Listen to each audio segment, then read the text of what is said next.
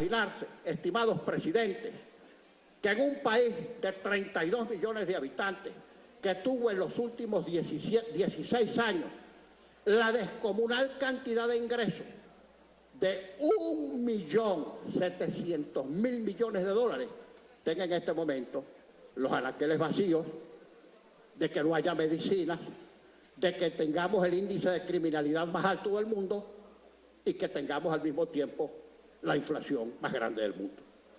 Ese antimilagro ha sido posible, repito, porque estamos corriendo con las consecuencias de una política demencial implantada por un hombre que nunca ha debido ser presidente de Venezuela y que lo fue para desgracia de este país. Bien.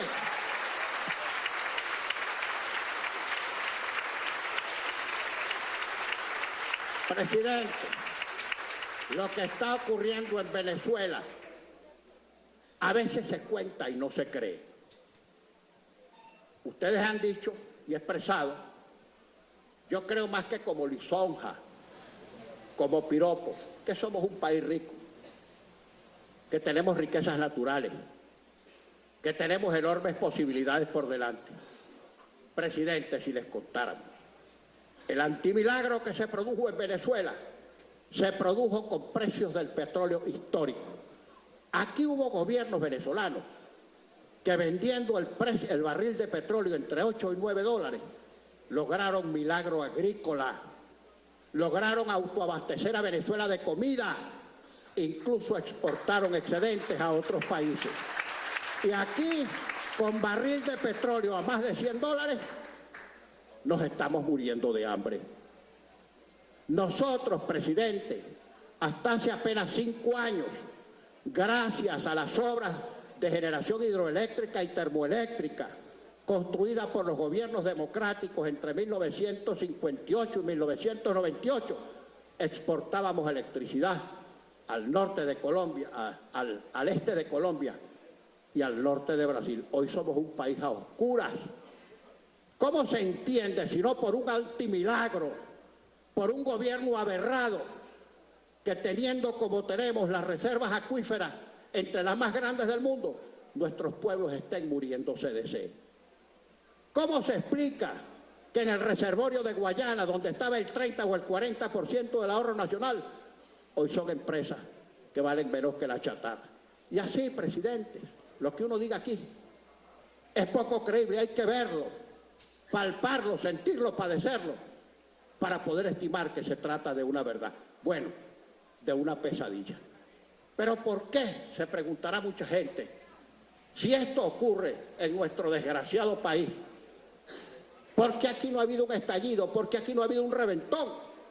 La explicación es sencilla y lo dicen todas las encuestas y los sondeos de opinión. Porque la gente prefiere la penitencia, y a eso se refería usted, que la desgracia de un estallido o de una guerra. ¿Hasta cuándo podrá durar eso? Nadie lo sabe. Nadie lo sabe. Por supuesto que sabemos, presidente, que el diálogo es la única forma de no matarse. Pero diálogo no puede ser sentarse enfrente con un interlocutor que pretende que usted lo respalde y que persevere en los mismos errores que han cometido en los últimos 17 años. Entonces no puede haber diálogo si el diálogo se fundamenta en que respaldemos el desastre que ellos generaron en Venezuela. Y no cambian. No son como los cristianos, presidente, que confiesan los pecados, que se arrepienten, contrición de corazón y sobre todo que tengan propósito de enmienda. No, estos no confiesan los pecados. Para ellos sus pecados son virtudes e incluso sus delitos son virtudes. No se arrepienten de nada y siguen perseverando en los errores. Y por eso es que aquí vamos en una espiral siempre hacia abajo y cada día peor. No sabemos hasta dónde pueda llegar esto. Por eso es que no puede haber diálogo. Porque no hay disposición a dialogar, porque no hay disposición a rectificar. ¿Y por qué no rectifican? ¿Y por qué no corrigen el rumbo? Porque del otro lado no hay gobierno, porque no hay jefe, porque se están debatiendo entre diferentes grupos que comparten el poder político y lo que trata de hacer uno, los otros lo califican de antirrevolucionario o de herejes o de apóstatas o que están traicionando la memoria del comandante eterno como que si ese fuera algún patrimonio importante que cuidar. Bueno, Pero además hay otra cosa, estimados presidentes, que funciona en la vida y en la política, que es el instinto de conservación.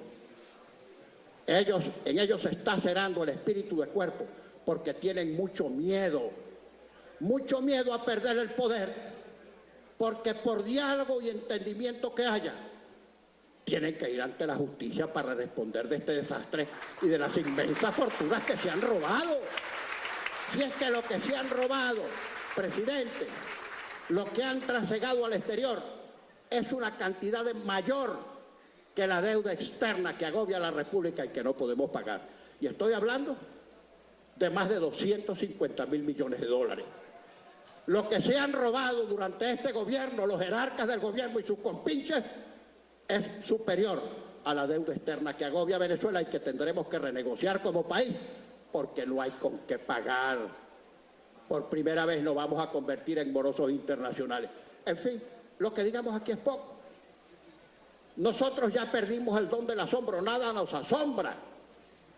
No sé, por cierto, qué irá a ocurrir en el futuro. Nosotros vamos a seguir cumpliendo con nuestros deberes constitucionales, no importa ese pelotón de ejecución que está por disparar nuevos cartuchos del Tribunal Supremo de Justicia. Imagínense ustedes, presidente, si no estará la justicia de Venezuela percudida. Aquí un candidato del gobierno, que fue diputado en el anterior periodo, se lanzó como diputado y resultó vapuleado en las elecciones.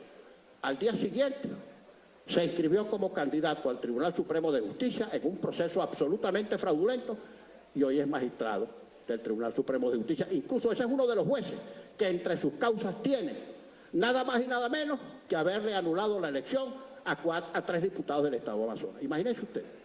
Y así, si empezáramos a revisar miembro por miembro del Tribunal Supremo de Justicia, de la presidenta para abajo, nos encontraríamos que en el 95% de los casos son activistas políticos doblados de jueces, a quienes el gobierno les ha encomendado ir para allá a convertirse en el alicate para seguir comprimiendo a la representación nacional. Eso es lo que pasa aquí.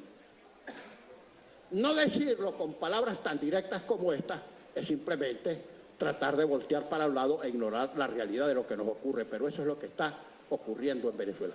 Aquí las cosas van para peor, presidente. Mientras este gobierno esté, nada va a mejorar, todo va a empeorar. Ayer nomás anoche escuchamos las medidas económicas del presidente. ¿Cuál medida económica, por Dios? ¿Cuál medida económica? Lo que decidieron ayer, que vamos a debatir de esta misma tarde y la próxima semana, yo no diría que ni siquiera es más de lo mismo, es lo peor de lo mismo. Aquí no se va a resolver nada. Va a seguir aumentando la escasez de alimentos, la escasez de medicina. Estamos en una crisis humanitaria y estos prefieren que el país se muera de hambre antes que reconocer que sin ayuda internacional no podemos salir de este hueco, de este insondable hueco. Y usted lo ha dicho, sin ayuda internacional no podemos salir de esto. Bueno, y en opinión de algunos de nosotros, uno no puede hablar por la totalidad, mientras estos sigan en el gobierno, esto empeorará cada día más. Ojalá vencieran su miedo, ojalá entendieran que cuanto más días pasen, peor será el daño por el que deberán responder, y que incluso entendiéramos en la oposición que no puede haber sino acuerdos inmediatos para tratar de salir de esto en el menor término posible, de manera democrática, pacífica y constitucional. Porque entienda, presidente, que aquí nadie en la oposición está pensando en que el gobierno se achicharre en su propio aceite. No, porque todos en la oposición estamos de acuerdo y estamos conscientes que el día que pase la situación empeorará y el próximo presidente que tenga en este país, que no lo dude, saldrá de las filas de la oposición, tendrá que ser entonces el presidente del cementerio por la vía que vamos. Por eso es que todos tenemos interés en salir de esto, que tenemos que ponernos de acuerdo con el mecanismo que sea más eficiente, menos gravoso políticamente, menos complicado, menos obstaculizable por ese fusil judicial que tiene el gobierno en el Tribunal Supremo de Justicia. Está bien, todo eso es verdad. Pero de que tenemos que salir de esto, tenemos que salir. Porque si no salimos de esto, van a seguir acabando con Venezuela. Bueno, mire, La verdad, estimado presidente, nosotros les agradecemos con todo el alma, de verdad, de corazón, con sentimiento, la presencia de ustedes aquí. Ustedes honran nuestro Parlamento, porque no de balde son Premio Nobel de la Paz. Muy importante han debido ser sus vidas, y no se los digo por halago, para que en el caso de Naomi y de ustedes dos puedan tener y exhibir con orgullo el galardón de un premio bien ganado, porque un premio Nobel de Química, de Medicina, de cualquier ciencia es muy importante, importantísimo, pero un premio Nobel de la Paz, según el modo que tenemos nosotros de ver las cosas, es mucho más importante que cualquier otro premio. Es un premio por amor a la humanidad, por amor y respeto a los derechos humanos, por amor y la fe en construir mecanismos para lograr la paz, aún, como usted dijo, a base de muchas concesiones y muchas transacciones. Por eso es que nosotros agradecemos aquí su presencia y, por favor, para nosotros la opinión internacional es determinante. No nos dejen solos, no nos dejen solos. Si aquí adentro solo nadie puede, internacionalmente solo tampoco nadie puede. Muchísimas gracias, con todo el afecto, y llévense el cariño, el reconocimiento y el respeto de la representación nacional.